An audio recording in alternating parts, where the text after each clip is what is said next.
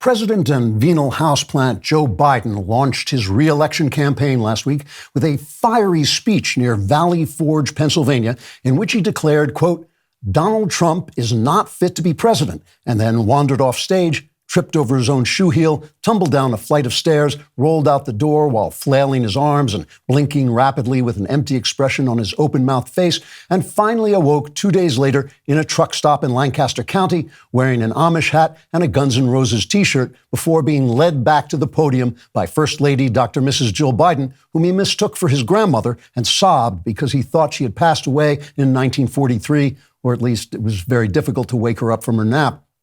The speech was delivered on the eve of January 6th, exactly 3 years, 8 months and 20 days after leftist riots claimed at least 25 lives and caused around $2 billion in damage, making them the most costly political violence in the nation's history. And also 3 years after that thing at the Capitol where all the idiots ran around stealing furniture and stuff. Speaking in tones so sonorous with righteous anger they made the drool on his chin quiver, Biden said, quote, "We stand today at Valley Forge. Never forget what happened here." No, really, what happened here? I don't remember. Oh yeah, something about George Washington and feet. And there was blood on the snow, just as there would have been blood at the Capitol on January 6th if people had been standing in the snow with no shoes on, which, let's face it, is a pretty stupid thing to do, and George Washington should have known better. Always wear boots when you're in the snow. This is America, for God's sake. It gets cold here, especially in the winter at Valley Forge. But meanwhile, in Washington on January 6th, we almost lost our entire democracy. And sure, for that to happen, it would have taken some unimaginably extraordinary series of events where, like, someone in the Capitol accidentally butt-dialed his mistress at the Pentagon, who then fell off the lap of the Secretary of Defense, causing him to topple backwards off his chair, shouting a string of incomprehensible curses that just happened to sound like the nuclear code, so that some idiot DEI hire panicked and launched a missile at China, which then got sidetracked and fell on Pennsylvania Avenue, blowing up our entire democracy. But who knows? That could have happened. And it was all because Donald Trump is not fit to be president. If he were, I wouldn't be standing here today in this Amish hat and Guns N' Roses t-shirt crying about my dead grandmother. What a wonderful woman she was. I wish I'd known her. But the point is, if Donald Trump is elected, he'll try to jail his political opponents and censor free speech and curtail religious liberties. Or maybe that's me. I always get confused about which one of us starred in The Apprentice and which one is the fascist.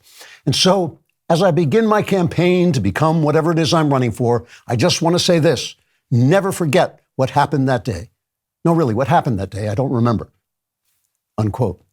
Democrat voters were so excited by the Valley Forge speech, they contributed $1 million to the Biden campaign in a single 24-hour period, during which it became worth $400,000 because of inflation.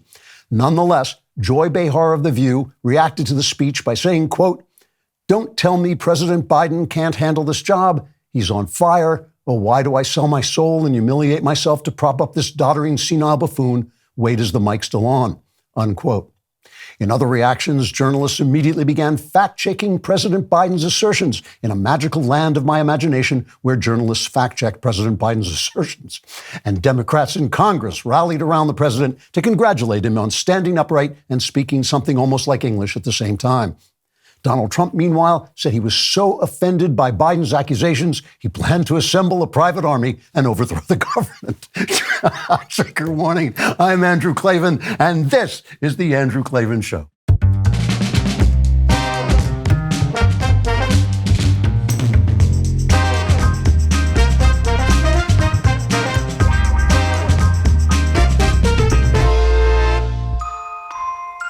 All right, we are back, kick dancing our way through the end of the world.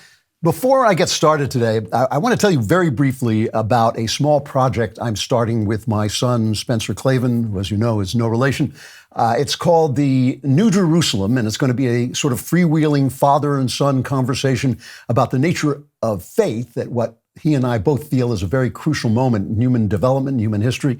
And each month, one of us is going to write an essay. It's a Substack. One of us will write an essay, and then we'll discuss it in email exchanges.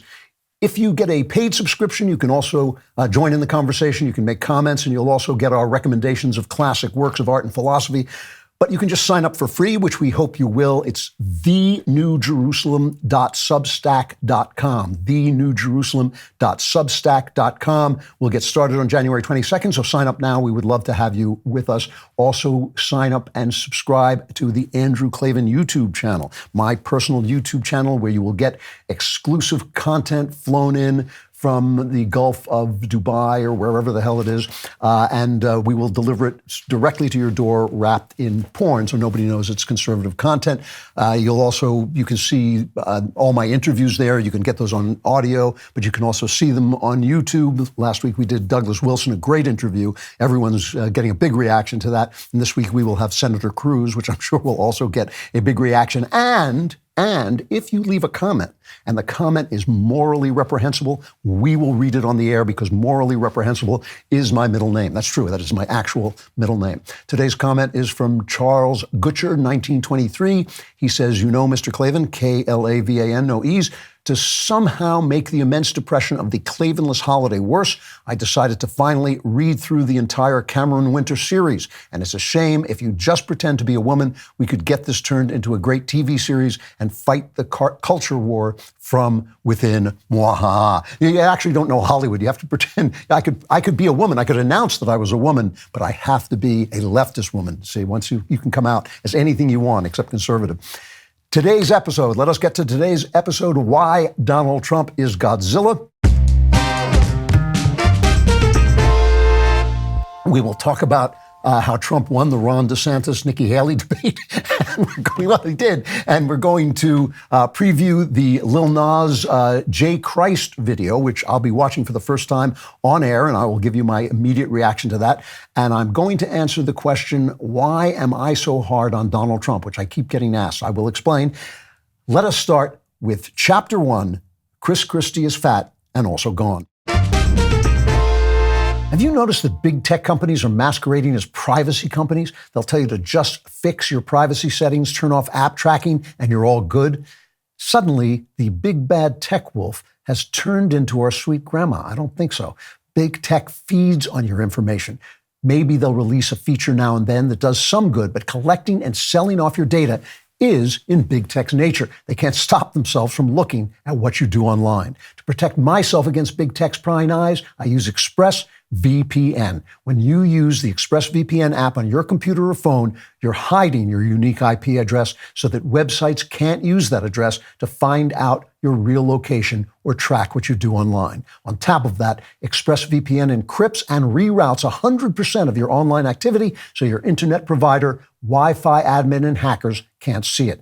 The best part, though, is how easy it is to use. It takes one click to protect all your devices. Plus, one ExpressVPN subscription covers up to 5 devices at the same time, so you can protect your entire family, too. That's why ExpressVPN is rated #1 by me, CNET, Wired, Tech Radar, and countless others. Today's the day. Get the VPN that I trust to protect my online privacy when big bad tech is at the door. Visit expressvpn.com/Klavan, and you can get an extra 3 months free on a 1-year package. That's expressvpn.com/Klavan, expressvpn.com/Klavan to learn more. I know what you're thinking. You're thinking, wait. How do I spell Klavan? It's Klavan. There are no easy things.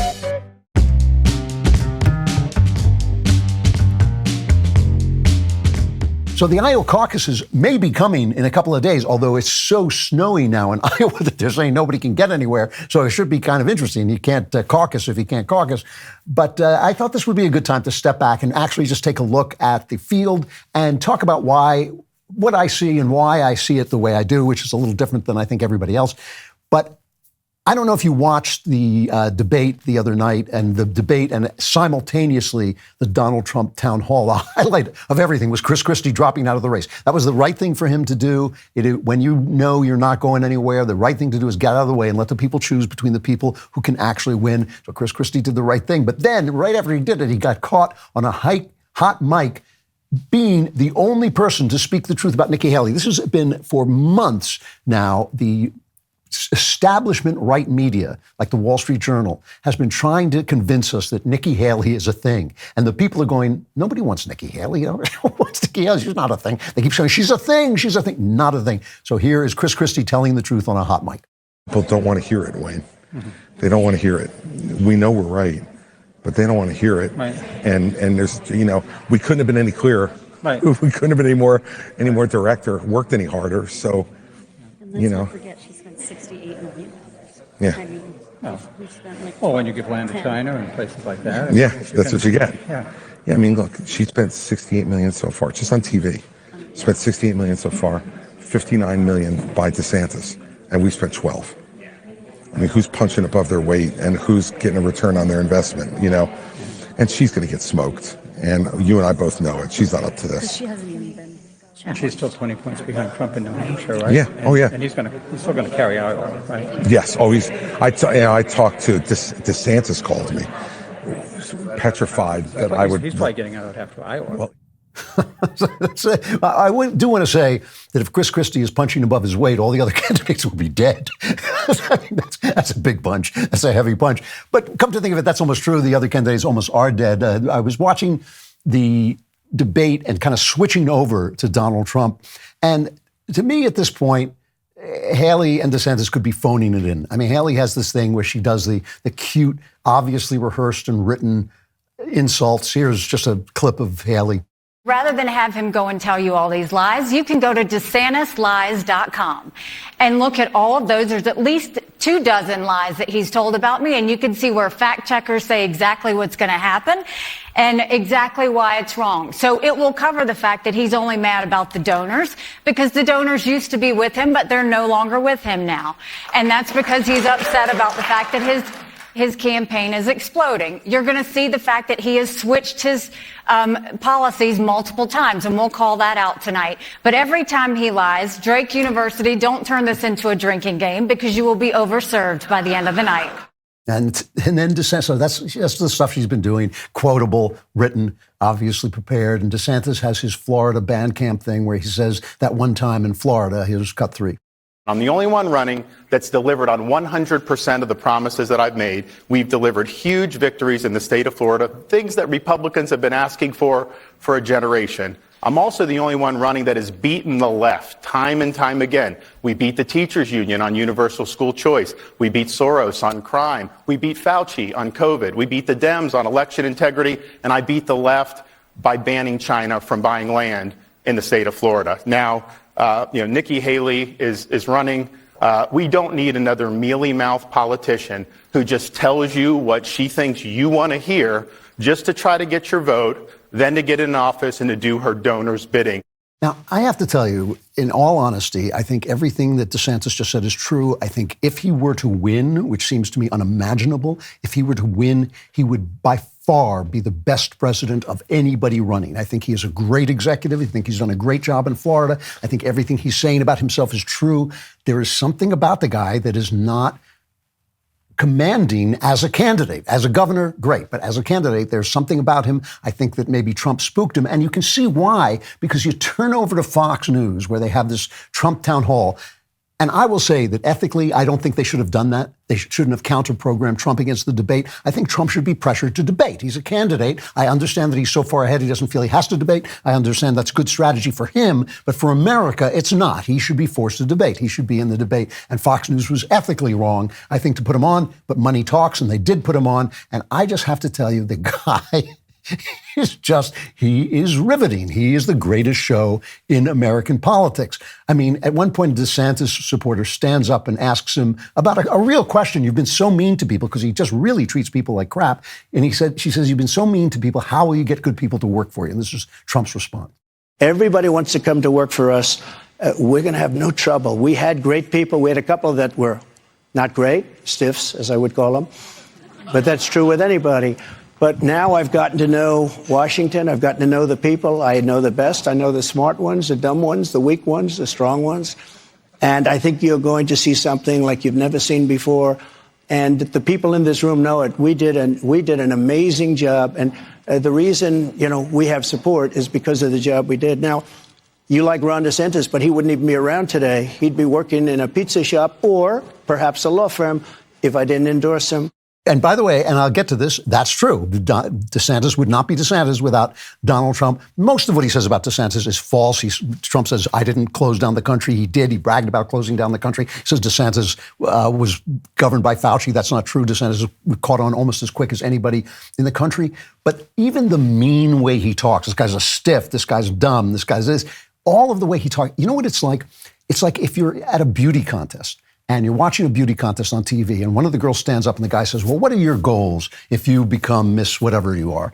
And the woman says, well, I don't really care about suffering people that I don't know, but I have really nice breasts and I'm hoping that'll get me through and maybe I can marry a millionaire. And you'd go, like, whoa, did she just say that? The honesty, at least she wasn't talking about the starving children in Africa, which we know she doesn't care about. At least she said something true. And that's what watching Trump is like. And the same is true about him with the prosecutors. Now, I've told you that I've read the indictments against him. I think every single one of them is either trash or something where Hillary Clinton or someone else did much worse and was not touched. So they're all bogus. And he's in the closing arguments. They had the closing arguments in this absurd New York fraud trial where he's charged with hurting no one, doing nothing anybody complained about. That's what he's charged with. The judge who should be impeached already convicted him with no evidence whatsoever. He said, yeah, he's guilty, and told him to shut up in his court.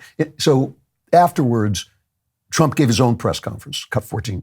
Well, see, my legal issues, every one of them, everyone, civil and the criminal ones, are all set up by Joe Biden, crooked Joe Biden.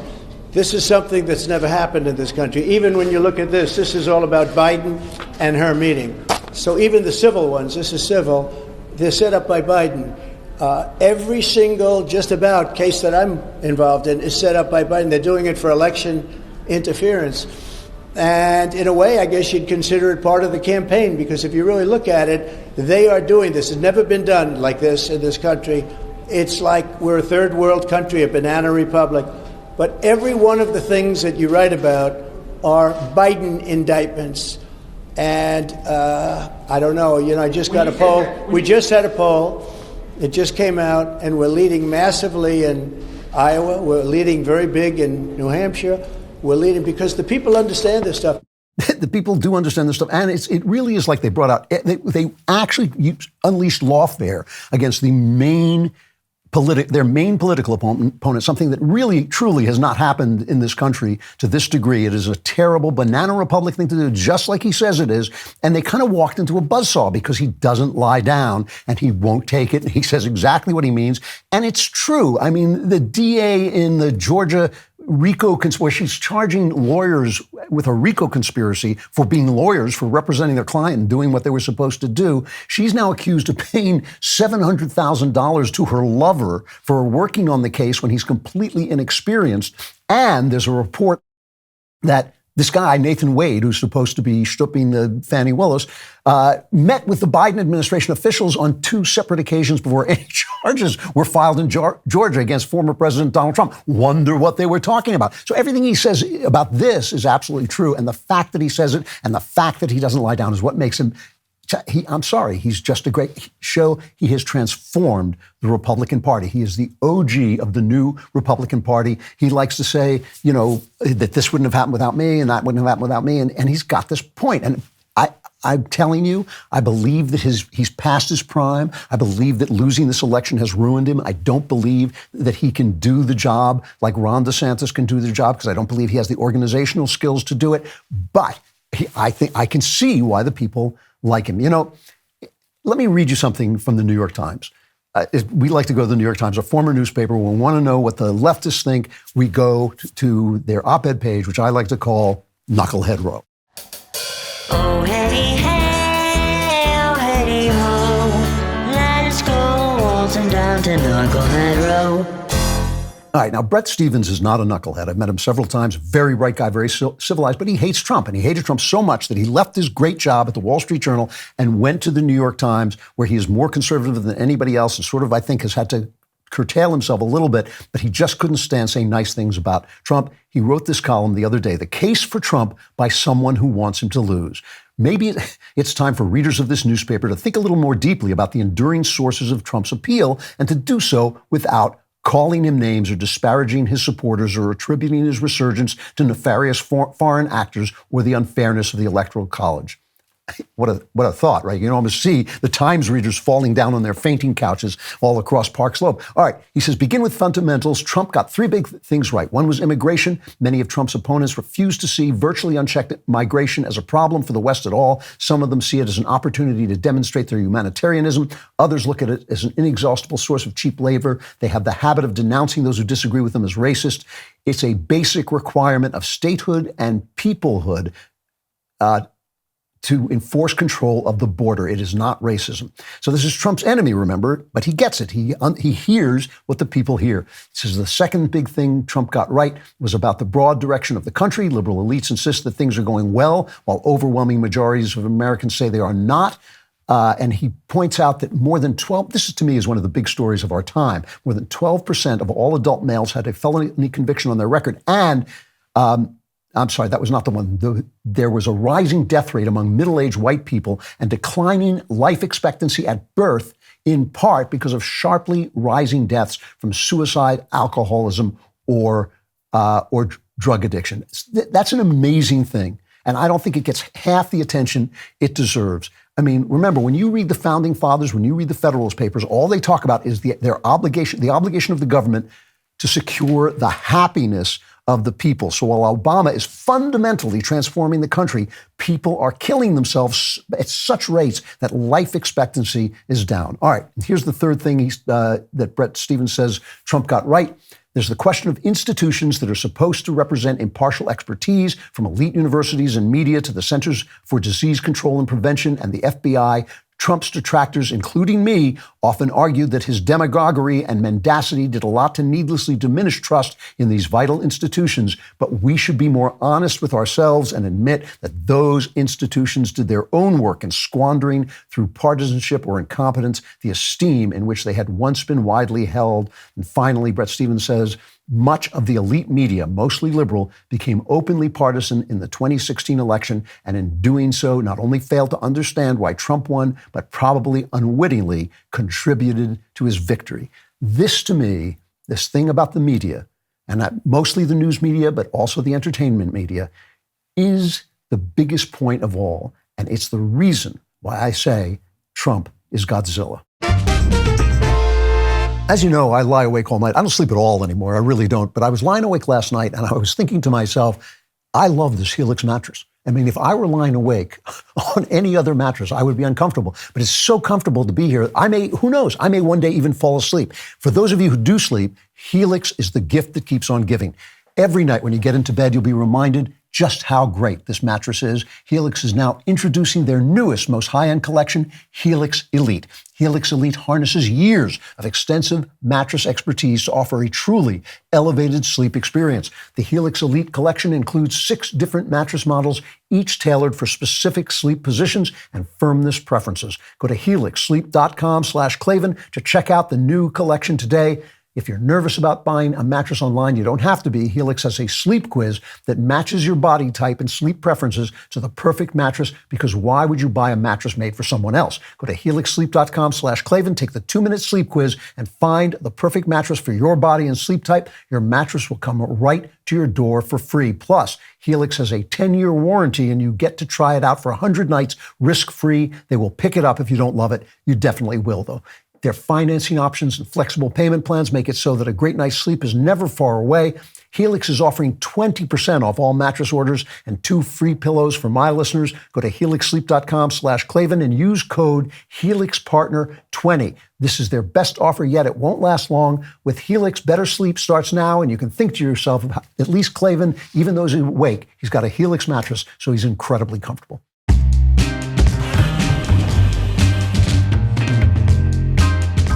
Chapter 2, Godzilla +1. So this wonderful lady that I love at my church, she's older than I am, which is, I know that's hard to conceive of, but she actually is older than I am. She came up to me and she said, and you have to picture, this older lady at church, she said, you've got to go see Godzilla -1, this movie. And I was like, you're kidding. You saw Godzilla? She said, go see it. So I went and saw it, right?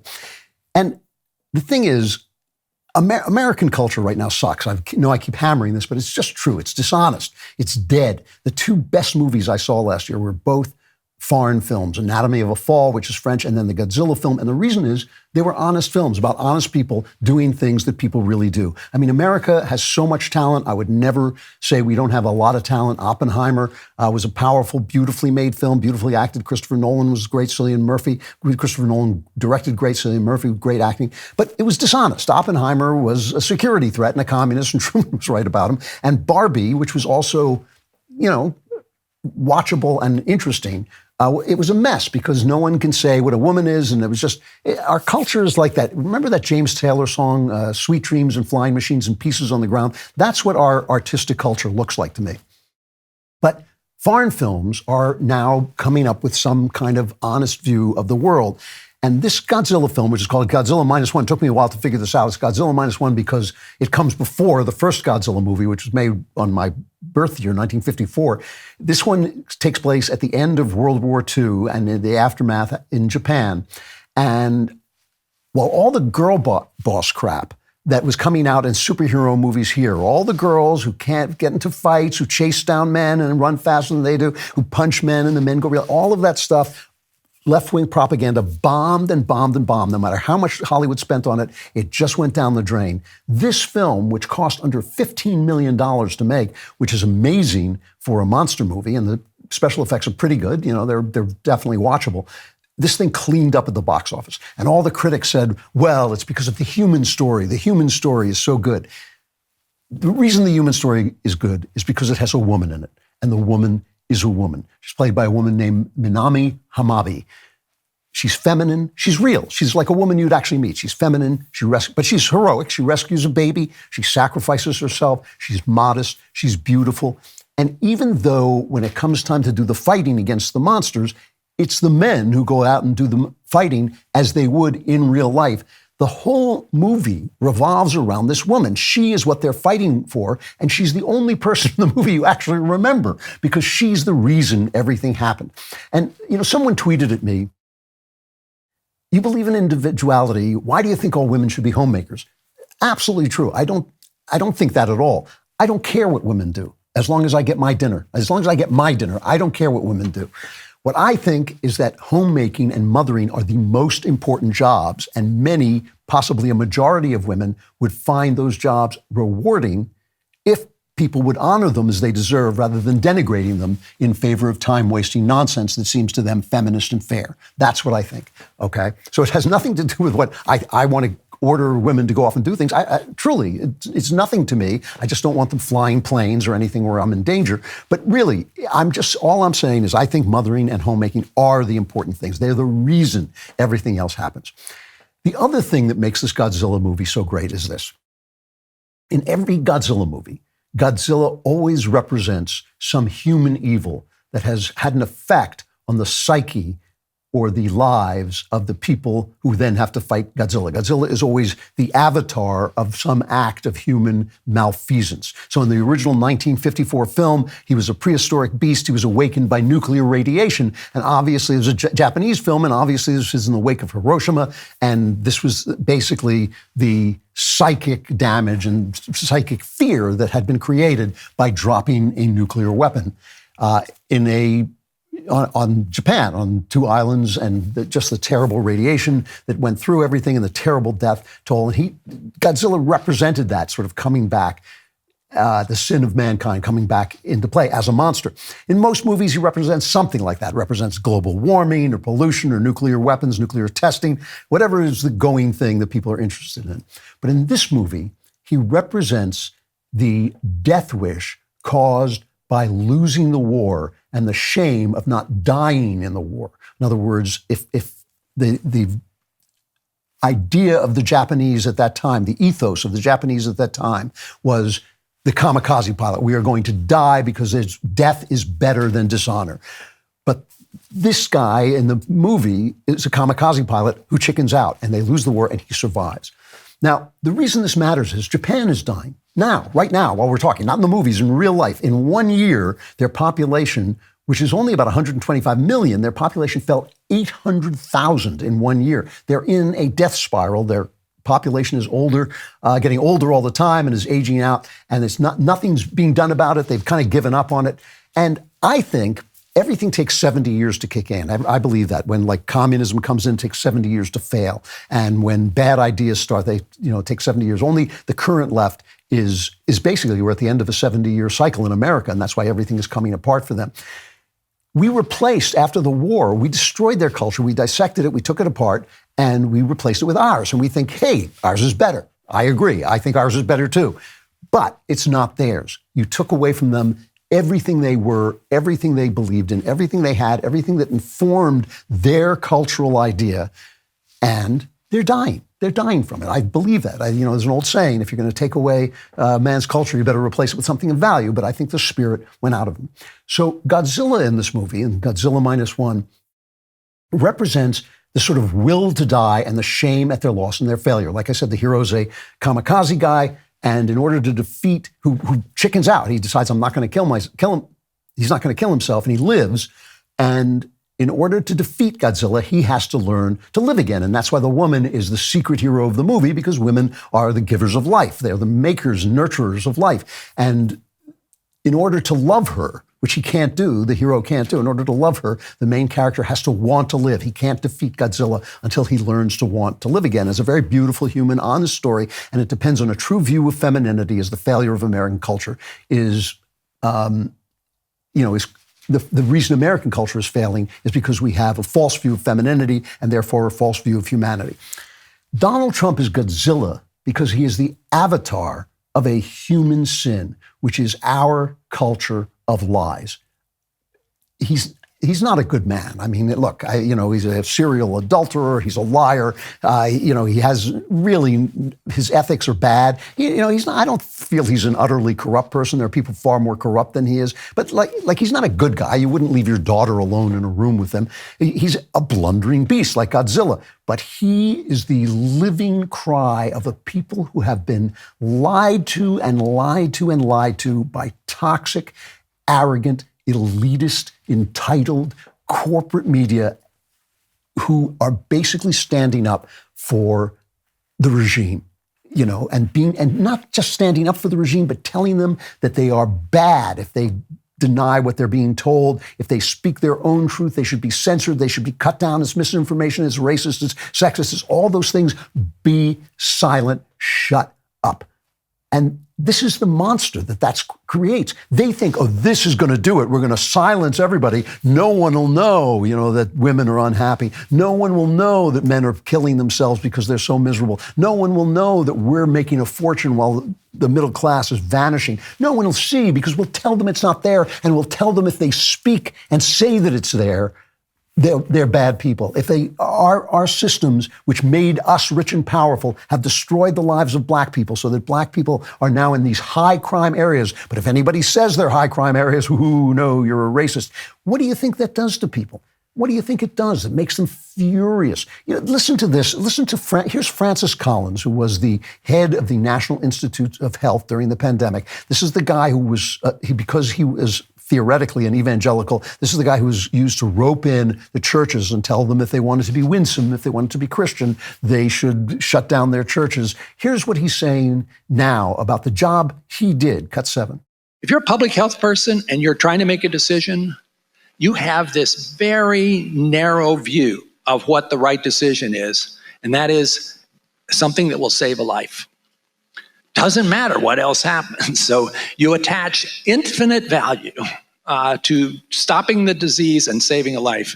You attach a zero value to whether this actually totally disrupts people's lives, ruins the economy, and has many kids kept out of school in a way that they never quite recover collateral from. Damage. So collateral damage.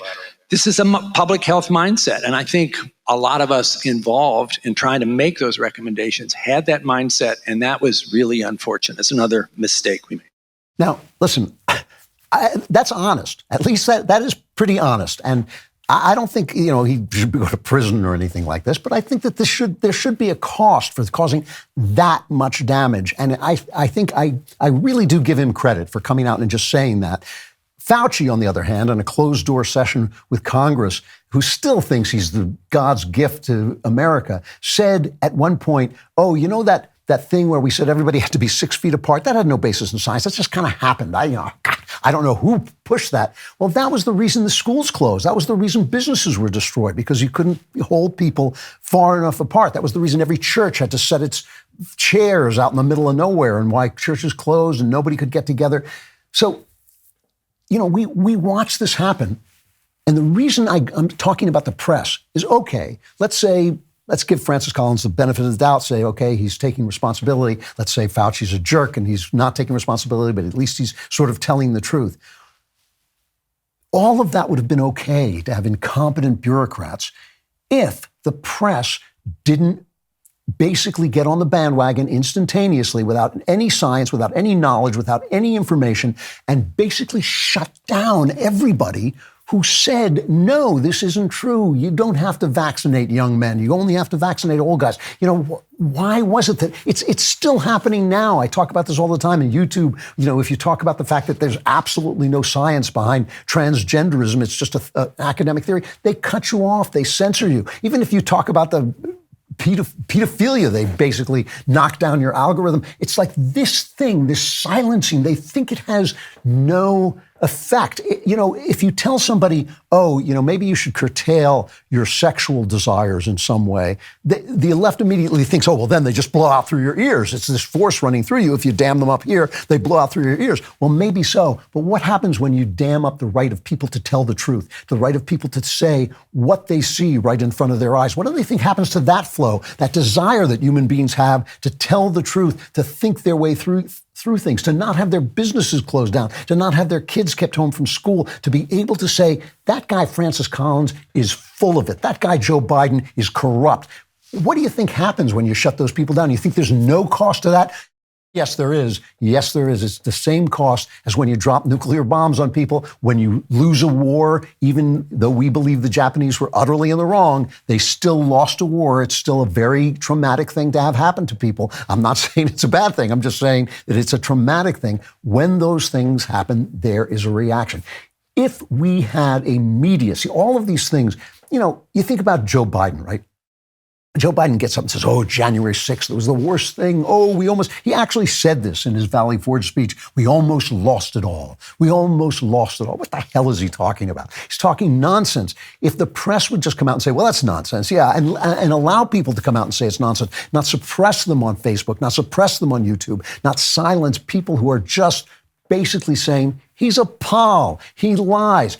I don't have a problem with Joe Biden being a corrupt pol who lies. I think most pols are corrupt and lie. I don't have any respect for most politicians, but still, that was the whole point of having a free press. It was to call them out. It was to call them out. And when you have a unified mono press, a unified mono media that silences people, ultimately, all those lies are going to come up and burst forth in the person of a truth-telling, unrestrained guy like Donald Trump. This is exactly why I believe that when you switch over to Fox News and you see Donald Trump, suddenly you blink and you go, whoa, this is real. This is reality.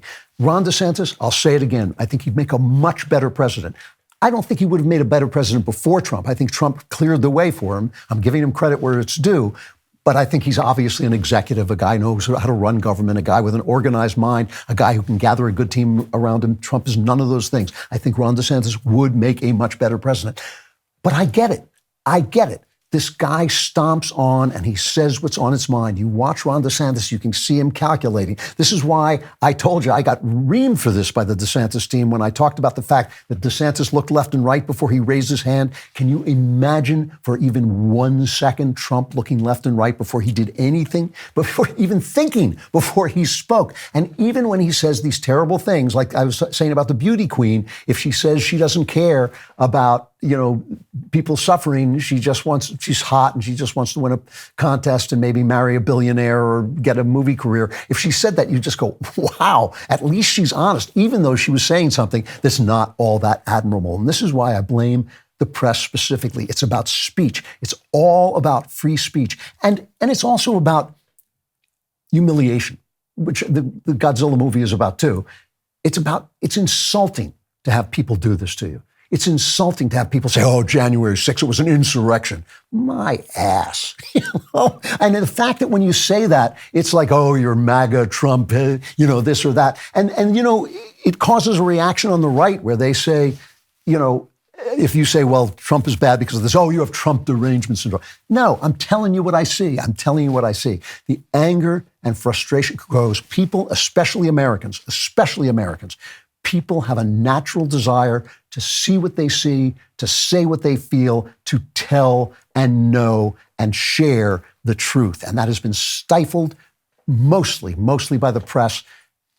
And the result, it has backed up. That force has backed up, and out of the sea has come this gigantic beast, Donald Trump. And you know what? He has a very good chance of becoming President Godzilla again.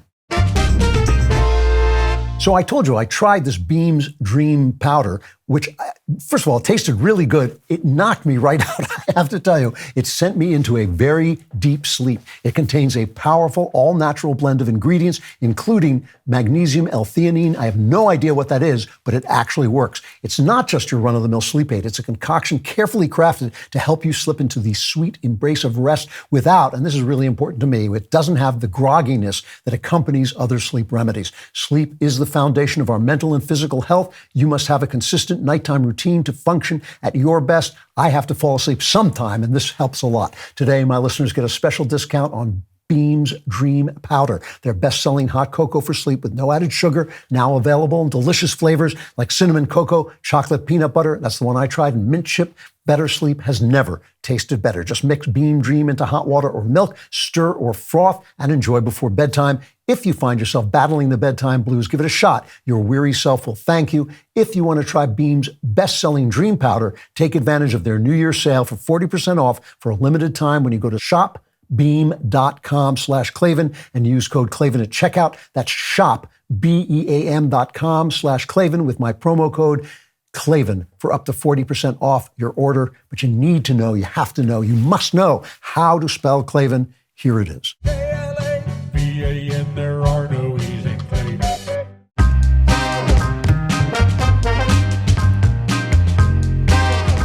Chapter 3, Speak of the Devil. Now, before I get into this is, I'm going to watch this Lil Nas X new video, the rapper video about, it's called J. Christ. And I just want to warn you, if these things offend you, if you feel you shouldn't be watching them, or you feel you shouldn't be listening because I'll be describing them, to obviously don't watch, don't torment yourself, but I want to react and I want to see it fresh so that I can give you my fresh reaction. Obviously, you'll remember Lil Nas X put out that video where he went to hell, and what did he do? It was called Montero, is that what it's called? And he was dressed very provocatively, and he went down a pole into hell, and he gave Satan a lap dance, which my feeling was, it's probably predictive. And he also pushed a line of Satan-themed sneakers that featured a pentagram and an inverted cross, and boasted about having a drop of real human blood. So this is now going to be his Jesus Christ thing, so we can be sure it's going to be blasphemous and ugly. And the only point I want to make before I watch it is, remember too that this too is reaction. I've been saying for many, many years that we're going to have a revival of religious feeling, and it's going to come down from the intellectual top. Now, it's obviously not going to come down from the universities because they're not the intellectual top anymore. They're a bunch of DEI hires who wouldn't know culture from a hole in the wall. But the people who truly think, the people who are intellectuals and reasoning people and well-read people are going to suddenly realize what I've been telling you, that the excuse for atheism, the materialist science, has vanished, that it is now time to start to reconsider the fact that the Bible describes everything accurately, and that is a revolution going to happen. So as that happens, you're going to see more blasphemy, more attempts to shout that down because they feel it coming, and it's going to wipe these guys away and make them irrelevant, which they already are. So Lil Nas X desperately wants attention, and this is the best way to get it, because he understands he's doing something that people care about. So let's watch this video and I'll listen into. So for those of you who can't see it, these people are in white are ascending the stairway to heaven. Very beautiful path. Guy looks like Obama. Guy looked like Kanye. Lil Nas X, Jay Christ, it says. There's kind of a ziggurat tower at the top of it. Yeah. And so he's dressed in a white, like a woman's dress. He looks like a girl. He's got a thing, a necklace on that says sex. And to be honest with you, the lyrics, which I'm reading off a sheet, are just about him. Very gay, very femme. He's in hell from the last video. And now there's a battle between the devil and his, I assume, his sneakers. They always sell those sneakers. Don't forget to sell the sneakers. So they're having a basketball game, and the guy in white puts the ball through the golden hoop, dressed as a cheerleader. I'm saying this if you're not watching it. Very, very effeminate, very gay, and now he's Jesus, of course, crucified. What he's talking about, because it's impossible to understand, is his own career and how it's been a quiet year and now he wants attention again. Basically, that's what he's saying. So this is less actually coherent than his devil video. This is less coherent than his devil video because this is basically, now he's Noah, I don't know. Because this is basically just him being gay in Bible stories. That's basically what it is, and it's really there just to offend you.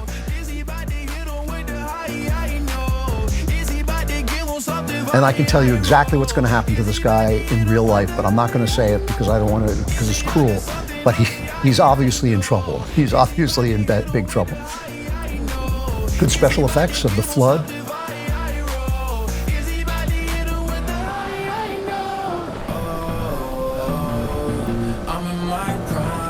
So this is Noah's Ark, flashing from Noah's Ark to Jesus. So I guess it's the kind of the flood is the apocalypse, maybe. That's the best I can do for you. Day 0, it says. A new beginning. All right, so all of the bad stuff has been washed away. Therefore, if anyone is in Christ, he is a new creation. The old has passed away. Behold, the new has come, which is 2 Corinthians, written and directed by Lil Nas. So obviously, this is a kind of interesting video because it's not as cynical in some ways as the devil video. It actually, if I were a psychiatrist, I would say it was a cry for help. Seriously. I mean, this is a guy obviously lives for and by the attention that he gets. He gets the attention by offending conservatives, by having people get shocked. Already, Christian rappers have come out very upset that he's doing this because, of course, it's going to suck all the air out of the room. He's going to get all the attention, and people are going to say, it's also, by the way, like almost all rap music, it's just trash. It is just absolute trash. That repetitive, dull, unmoving music. The lyrics, I mean, I can read them to you, but they don't mean anything.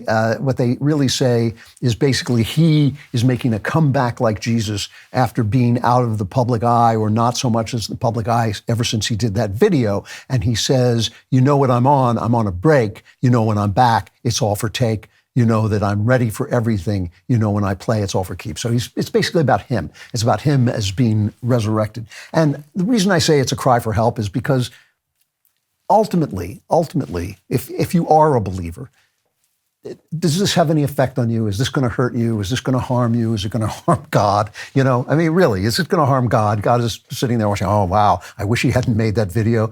Is it going to lead anyone who knows anything, who has any thought in his head, any feeling in his head, away from salvation, away from Christ? No, it's going to have no effect except in the press.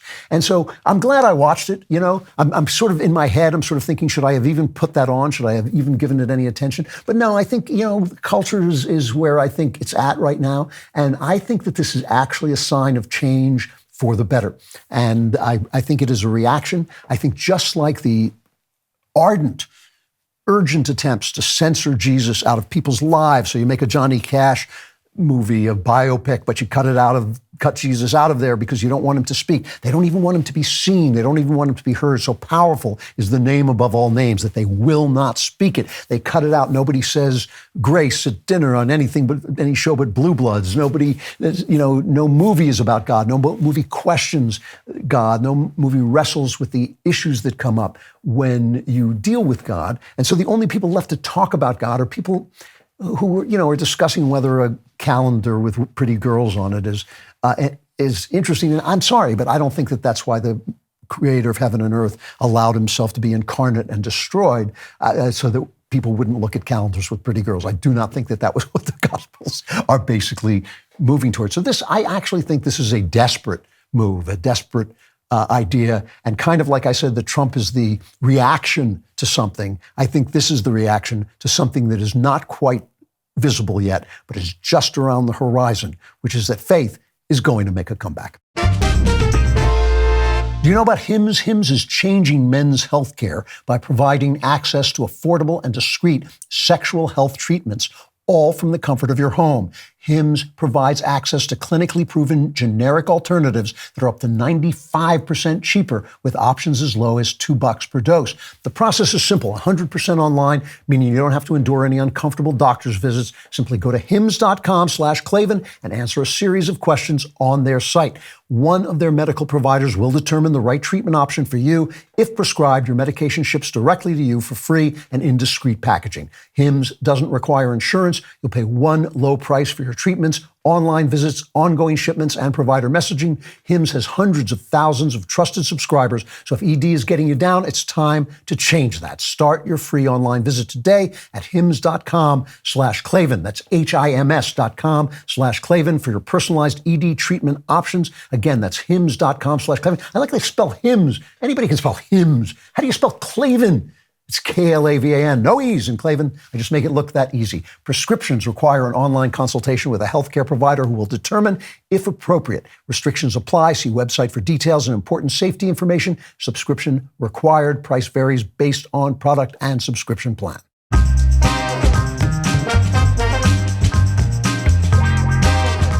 Final chapter, how a novelist sees politics. So I want to respond to a couple of negative comments I'm repeatedly getting. And I have to tell you, the comments about the show, especially since we rearranged it, we rejiggered it a little bit, have been so enthusiastic and even loving that I am genuinely moved and inspired and encouraged by them. I will not lie to you. I think the things that you have been saying to me have really inspired me. And I try to ignore the occasional hate mail and death threats, since they're all coming from Michael Knowles. So, what's the point? But there is one comment that comes up again and again, especially after a show like this one or at the end of a show to cap off a show like this one, I want to respond. And that's that, why am I so hard on Donald Trump? And why do I can't mention him without criticizing him? And I'm not showing respect for the people because the people want Trump and I'm treating the people like they're fools. And that, by the way, is totally untrue. It's the people's country. I think if they want Donald Trump, they're going to get Donald Trump. But one of the delusions created by both democracy and capitalism is that the most popular thing is the best thing. The thing that people buy is the best thing. The thing that people vote for, that they like. Someone today, I think it was on Twitter, Megyn Kelly played a clip of me criticizing Taylor Swift. And somebody said, she's the most popular pop star in the country, and you're just, a podcaster, And I thought, that actually is meaningless. It doesn't matter. Sometimes it doesn't say anything either way. Popularity means nothing about quality. Sometimes a novel on the bestseller list is great, like when you guys put the winter books on the bestseller list. Sometimes the best-selling novel is a piece of trash. Sometimes it's just garbage. Sometimes the guy who wins the election is Reagan. Sometimes the guy who wins the election is Carter. Popularity tells you what's popular, and that's a piece of information, but it gives you zero information about quality.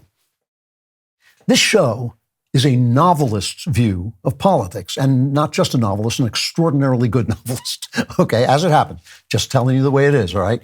And what extraordinarily good novelists like myself do is we just try to show you the world as we see it. We can only show you the world as we see it, but without our personal egos and opinions getting in the way. So for instance, I obviously believe in God very deeply, and I believe very strongly that there's a spiritual meaning to physical things. But I also know, because God wants us to be free, that the world can be interpreted, the same facts can be interpreted in a purely material way by very good, very intelligent people. Dostoevsky, one of the greatest Christian novelist, used to stand and stare at a picture of the buried Christ by Hans Holbein because it was so grim, so deathlike, so despairing that it helped him to develop great arguments against his own Christianity so he could create real characters who said real things, right? I do the same thing. I let people who totally disagree with me have their say in my novels. There's different ways to see things, and you pay a price for whichever way you choose. So, for instance, transgender kids, they have an essentially materialist worldview. It feels like their body just happens to them. Those of us who have faith know that our body is given to us and it means something. It actually is a word that speaks our soul. So we think if something's wrong, we want to deal with it from within. But what they do is they basically distance themselves from their body, so themselves becomes this kind of Gnostic ghost that they have. But either way, there's a price that you pay, right? If you're a person who thinks your body is just happening to you, you don't understand that when you go through puberty, things are going to change, and that's a beautiful thing, not an assault on your being, right? If you believe that your body has meaning, then you're going to get in a struggle with what you think God wants you to do with your body and what your body wants to do. And sometimes that struggle can be misguided and tormenting and very painful. Whatever you do, you're going to pay a price. You might waste precious minutes of your life worrying about a calendar with girls on it. So when I write a novel, I try to show all the different ways people live and suffer, really without commentary. Obviously, my vision is going to come through, the vision that there is a God, but still, I'm going to write it without commentary. The people who are atheists aren't going to fall down and die. The people who believe in God are not going to be happier and rise up to heaven, because that's not the way the world works, right? You can see the world in different ways. I mean, a while back, I said something to the effect of that good people could believe in abortion, could support abortion, just like George Washington, one of the great people, a truly great person in terms of virtue and stature, who believed in liberty with all his heart. He would still hire people to hunt down his escaped slaves, because it's very hard to burst out of the narrative of your time. Someone on Twitter, again, said Klavan believes that good people can believe in abortion. He's scum. Well, no.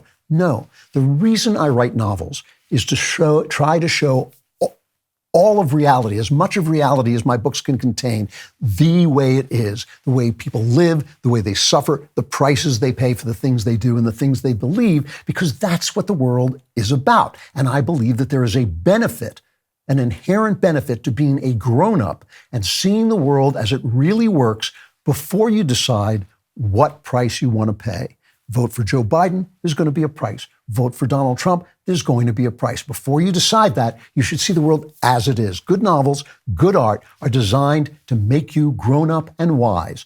Politics is designed to make you stupid and childlike so that you'll do what powerful people want you to do. And that it means Joe Biden or Donald Trump. Every word out of their mouth, Biden in a calculated way because he doesn't know what he's saying, somebody has to write it for him, and Trump in an instinctive way. They're saying things to give you simple, stupid emotions that will make you do what they want you to do. Donald Trump saying, oh, everything I did was perfect. My vaccine was perfect. This was perfect. That was perfect. You'd be a child if you believed him. There were, a million examples of this. I mean, and the way it affects us is that we react to it. So it's infuriating. I did this, I talked about this in the opening. It's infuriating that they talk about January 6th as an insurrection and that the press chimes in and they play it the way the Nazis played the Reichstag fire. They're trying to terrorize and demonize MAGA and get their voters to ignore the fact that Joe Biden's administration is a disaster. But then to react against that, because it's so infuriating, people start to say, no, January 6th was nothing. It was nothing. The police let us in. The feds engineered the whole thing. It was really Antifa. Well, baloney. The people who went in there did a terrible thing. It wasn't an insurrection. It was a demonstration that got out of control. But still, it was a bad thing to do. I have seen the videos of what happened. there were women inside, and all right, Democrat women are probably the most frightened people in the world, but they were crying for their lives. They heard these footsteps, these people shouting, hang Mike Pence. Women were crying, I don't want to die, I don't want to die. That's not the way our country should work. And it was shameful that Trump didn't react fast enough to try and stop it. And don't tell me he did this, he did that. It's not true. It's not true. It's not what they say it is, and it's not what the right says it is in reaction. And in order to see what you're going to do, you have to know both things. You have to have I'm not saying this because I hate Trump or because I think January 6th was the worst thing since the Civil War. I think it was much less bad than the George Floyd riots. I think it was much less bad than the George Floyd riots. I'm just telling you that because you want to be a decent person. That is really what it's all about. You want to be a decent person who acts under your own steam, knowing what the world is. This is the thing. We don't have a choice about the world we're born into. We don't have a choice about a lot of the things that happen in that world. We have very limited choices. An election is binary. You have two choices. You vote for one, you vote for the other. Even if you vote for a third party, you're essentially voting for one or the other. That's what binary means. You don't have a lot of choices. But the one thing we have free will about is what we say and how we feel about it, and how we present ourselves, and how we choose to act, how we act. And by the way you act today determines your future. When you act childishly, in anger and passion and hatred, you traumatize yourself. You really do. You twist your soul and you lose respect for yourself. And that's going to make your whole life worse as you go on. What happens when you act in a way that humiliates yourself, in a way that's not moral, is you then have to rationalize it and lie to yourself and make excuses and pretend to other people that you acted heroically when you actually were a coward, or you acted morally when you acted out of greed or lust or self-interest. And then you walk around as a pretender, a fake all the time, and you know it, even if other people don't. But when you see the world as it is, and you act as best you can, with courage and wisdom and charity and grace and honesty and morality and all those things that we learn from reading our Bible, your life gets better and you get better. You become better and better. And that's the point of good art. That's the point of writing novels. That's the point of speaking truly. And that's the point of a novelist looking at politics. Well, my friends, here's a no-brainer. If you want to protect your kids from the leftist indoctrination that's rampant in the mainstream media, here's the way to do it. Start a 14-day free trial to Bentkey, the new kids' entertainment app from the DailyWire. Bentkey is the only streaming app that offers high-quality, family-friendly shows that reflect your values. Bentkey features amazing characters and timeless stories that will spark your kids' imagination and curiosity, with hundreds of episodes that your kids will love and you can trust, with new episodes streaming every Saturday morning. Remember Saturday morning cartoons? They're back, and they're better than ever. But don't take my word for it. See for yourself. You can try Bentkey for free for 14 days. No catch, no gimmick, no hidden fees, just pure, unadulterated, awesome content that your kids will love and you can trust. All you got to do is use the code UNLOCK at checkout, and you'll get 14 days of unlimited access to Bentkey's world of adventure. Go to bentkey.com and use code UNLOCK at sign-up to start your trial today. Klavan Klapbacks. Please do not call Christie a fat pig. A perfect example. Listen, before I start, we're having a Klavan Klapbacks emergency over the holiday while I was off the air. People stopped writing in because there was nothing to react to, and we're running short of Klavan Klapbacks. If you want to get your clapback in, this is the time to do it. Go to Klavan Klapbacks at DailyWire.com. That's Klavan. You should know how to spell that. It's Klapbacks is spelled with a K, K-L-A-P, backs. Klavan Klapbacks at DailyWire.com. Good time to get questions in because we're running short. This is from Jan van Tudelsman. He says, I'm a weekly listener and usually either agree or I'm at least sympathetic to your views. I'm disappointed that you gave a platform to Doug Wilson. This was on the interview. Shouldn't Wilson's track record of covering for pedophiles, failing to defend victims of abuse, and his defense or at least dismissal of Confederate slavery disqualify him from being a prominent voice for the right? I researched all of that. And not only researched it, I actually called Megan Basham because she knows so much about this.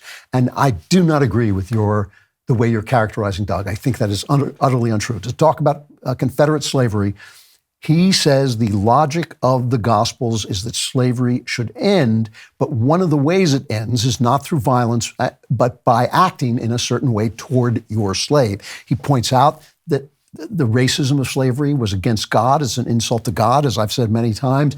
He points out that racism itself is an offense against God. He points out that owning slaves is a bad thing, but that the way that it should have been gotten rid of was by acting in a Christian way, because if you act in a Christian way toward your slave, slavery decays. I once asked Doug, I once pointed out to Doug that there was no instruction to only marry one woman in the gospel. Nowhere in the Bible is there any rule that you can only marry one wife. And he said, yes, that's true, but the logic of the Bible leads to monogamy.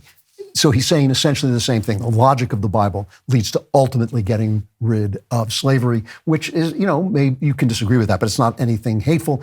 And his point about abusers, sex abusers, and, the reason I look this stuff up all the time is because everybody wants to silence conservative believers.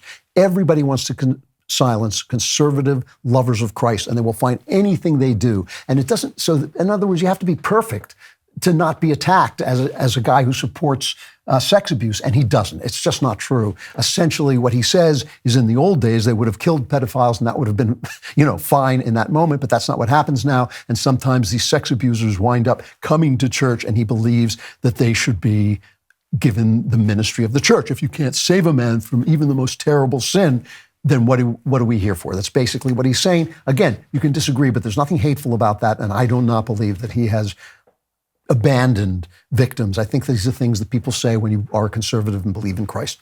From Holly, hello, Drew. I'm a delivery driver. I listen to a lot of DailyWire while I'm working. I look forward to your show every Friday. Your monologues are always so funny. Today's monologue, meaning last week, really took the cake when you mentioned Kamala Harris being called El Stupido beyond believamente. I laughed so hard and continued to joyfully laugh out loud every time I thought about it for the rest of the day. Now, I read this not just because it's complimentary. I read it because I went home. I swear this is true. I went home that night and I said to my wife, my beloved wife, I said, I have to say, I thought I had a really, really funny line today. I talked about Kamala Harris taking over a cartel, and I said she had a Mexican nickname, which was El Stupido beyond believamente. And this is what my wife said to me. She said, that's just the kind of joke you make at home. And I said to her, yes, because I'm hilarious at home. You don't appreciate the free entertainment. You're kidding. But I thought that line was funny too. I read it 1,000,000 times so I wouldn't crack up in the middle of it and wrote it. But my wife just said, that's the kind of thing you say at home. All right, one more. I got a lot of compliments, but not that many clapbacks, so there's room for clapbacks. Dear Andrew, really appreciated a cozy Klavan Christmas special. It was wonderful. Quick question, do you believe Michelle Obama is actually a man? I see people on social media saying this alongside calling her Michael Obama or Big Mike. I do not believe that, but I do believe Barack Obama is gay. I do. I believe at least that he has had a gay life. I mean, that he is, that's why I think he went to that Jeremiah Wright's church. I think that's what they did. All right. That, if you are not a member, I abandon you now to Klavanlessness. I can't even think about it, but this is a good reason to become a member today. Go to dailywire.com/subscribe. Use code Klavan at checkout for 2 months free on all annual plans. You're probably saying, oh, please, I do not want to enter Klavanlessness. How do I spell Klavan? It's Klavan, dailywire.com/subscribe, and use code Klavan at checkout for 2 months free. Come over now to Members Block.